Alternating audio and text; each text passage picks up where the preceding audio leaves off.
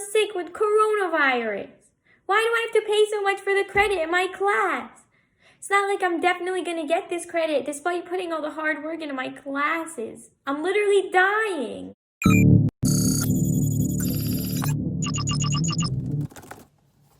Oh, hi Mia. It sounded like you needed help considering you were crying about your AP exam. How did you do that? That was an example of a real-life interaction between two students who were panicking about their upcoming exams. Just like their experiences, I'm sure students who are going through the same thing can sympathize easily. The first time I took my PSAT exam, I cried thinking about how much money I wasted to fail. Although I took the time and studied the material, I was still overwhelmed because I paid to take the test. Yes, I know. Wow, the PSAT. It doesn't really matter in the long run, but I took it very seriously. When actually taking the test, I was confused why I even bothered to pay to take a test that doesn't even matter. That got me thinking, why does the College Board charge so much for a practice test? I know we've all been impacted by College Board in some way, by taking the PSAT, SAT, or AP classes. We are able to see the true effect that College Board has on our school system and how it is taking over the educational world. For me, I've had to pay about $300 just for these College Board exams. Even if you choose to opt out of the exam, we're still able to see the impact that College Board has on our classes. Since our curriculum is essentially based on the AP exam, doesn't it sort of feel like a glorified test preparation class? We're working through AP Classroom, and everything in there is structured like the test. It's hard not to feel this way. But the thing that bothers us most is that College Board is actually a nonprofit association. We can see it's greed through the prices of exams that students need to take in order to get into college. Why is College Board charging students thousands of dollars in order to get into college? Do they really need that much money to create these tests?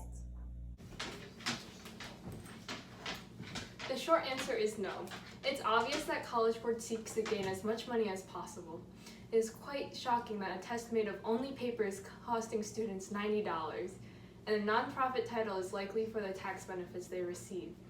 We need to address this. We need to let College Board understand that monopolizing the education system only truly damages students and their families. Before we start, we must acknowledge the large wealth disparity in America. Looking at the image provided by the Pew Research Center, we can infer that the wealth gap between the upper and middle class is astronomical. We can see where certain problems will persist in regards to the pricing of College Board exams. For example, the typical AP exam costs $94.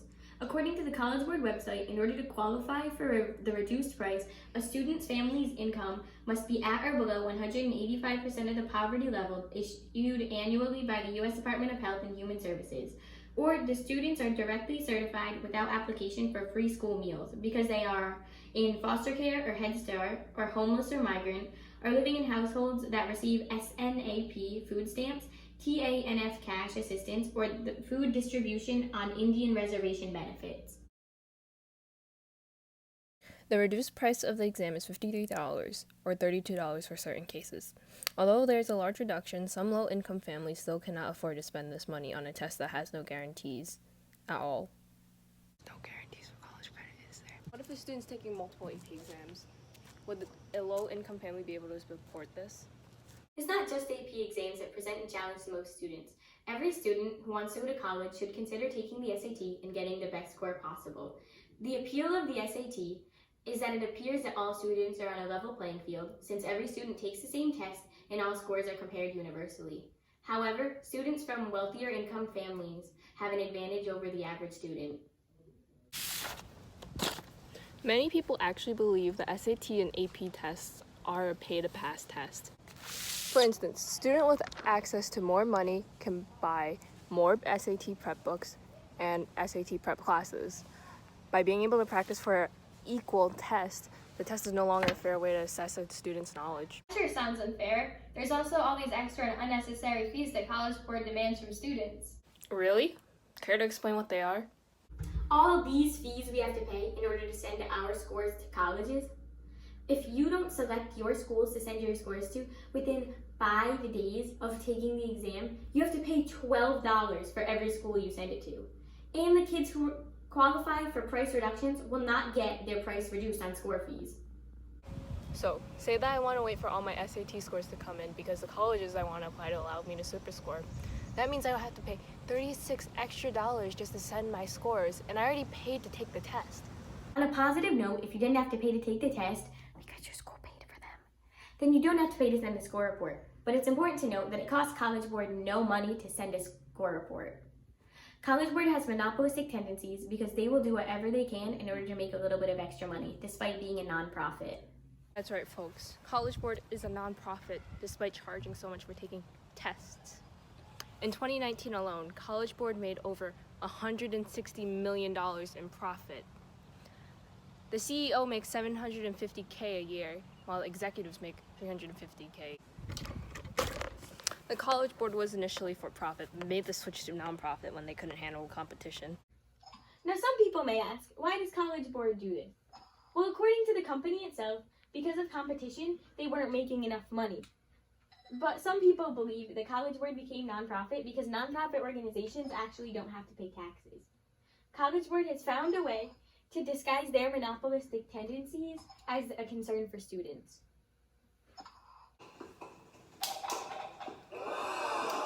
Speaking of concern for students, the College Board does not really exist for the needs of students.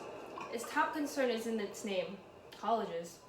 This company makes the application process really simple. For instance, colleges want to know if an A in one school is the same as an A in another.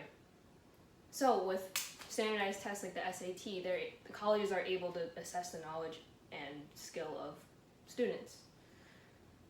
But the adversity score is a different story. The theoretical purpose of adversity scoring is to better evaluate the SAT scores of both privileged and less privileged students.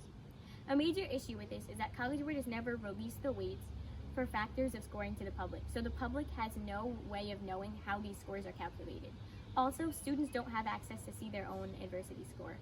A major issue with this is that socioeconomic background and SAT scores are not directly related, and other factors could affect testing scores. However, the fact that an adversity score is needed demonstrates that the SAT has been unfair in the first place. There's no problem with helping the admissions process with SATs and such, but the College Board does more than that. If it was really there to help students, why would it give more of a financial burden by charging $94 for AP tests? It's likely to make as much money as possible, disguising their true greedy motives by saying they're here to help students on their way to college. Honestly, College Board is a suspicious company. Wow, I sure am tired after watching that video. I should probably go to sleep. How could this happen to me? I studied all year for this. It's upsetting, isn't it? I'm sorry, what?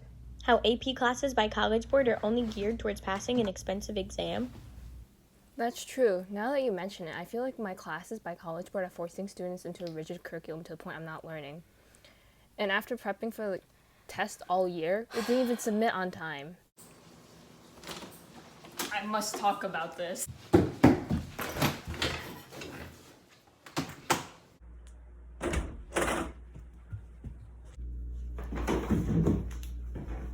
Isn't it crazy how our AP history class is only geared for us to pass the exam?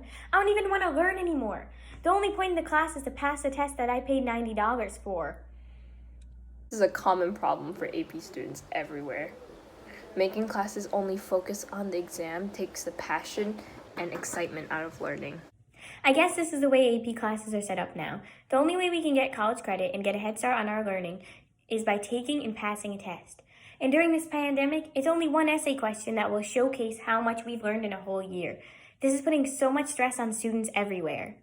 I noticed in my U.S. history class this year that we only learned up to World War II because that's what the AP exam covered. Now, I really like U.S. history, so now I don't feel prepared for the rest of my classes. I didn't learn everything I needed to. I agree. I believe this is very disruptive to students, especially for those who are looking for a career in the subject of their AP classes. I think it would be best if College Board changed the way they run their company. If you don't agree with any of the points we made, take a look at multiple students' opinions on College Board. We aren't just biased people who hate College Board. Students all across the world share our opinion. Get out, 'cause I got you to live it with me. I feel alright, I'm gonna take on the world.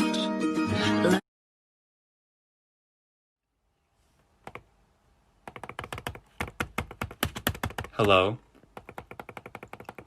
Hello? submit. Hey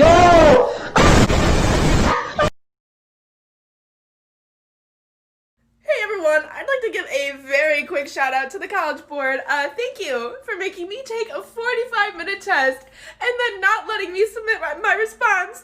And now I have to submit a request form to retake it, and I won't even find out if I can retake it until May 25th. Thank you! Lassù in montagna, oh bella ciao, bella ciao, bella ciao, ciao, ciao, seppellire lassù in montagna. Hey guys, so today we are gonna find out my AP score. Okay, let's press oh.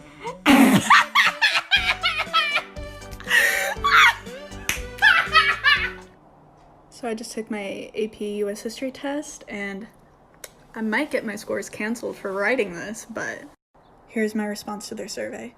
The College Board made us take this exam during a national pandemic. Personally, it brought me unimaginable stress and anxiety. I cannot imagine what this must have been like for students whose families recently became unemployed or sick due to the coronavirus. We should not have been forced to take this test when so many people are struggling. This was a greedy money grab by the College Board to keep the hundreds of dollars we paid last fall, instead of giving us the refund we deserved. The monopoly the College Board holds over the admissions process is extremely classist and elitist. The only people benefiting from this are your CEO and the rich kids who can afford to waste hundreds of dollars on an online 45 Please gather round. It's story time. So yesterday my younger brother came up to me looking visibly upset and goes, I think I'm going to get a refund for my AP US History exam.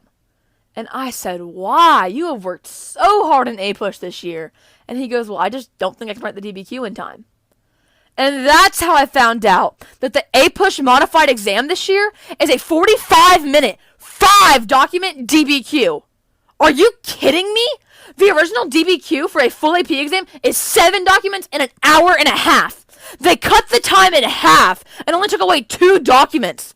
That is garbage! Are you kidding me? And this only goes to show that College Board does not care about making things easier for students. There's literally a global pandemic going on, and they're not printing any paper or releasing any test booklets for this exam. They're not losing that much money, but they're still making a ton. They only care about money.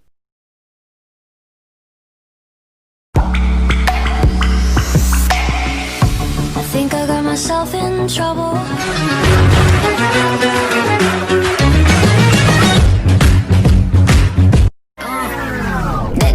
Don't let me die young. I just want you to father my young. I just want you to be my doctor. We gotta get a crackin' chiropractor. I.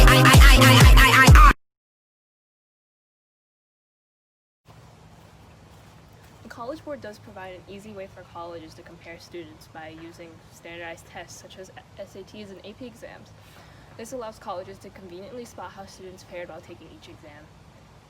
Although they have done much good to the education world, their intentions are in the wrong place. While claiming to be a non-profit organization, College Board is monopolizing the education system and only damages the students they seek to help. This takes the meaning out of learning and causes students to lose passion in things that they shouldn't. Maybe this doesn't affect you yet, but once we start applying to colleges, you're going to realize that College Board has damaged both us and our wallets.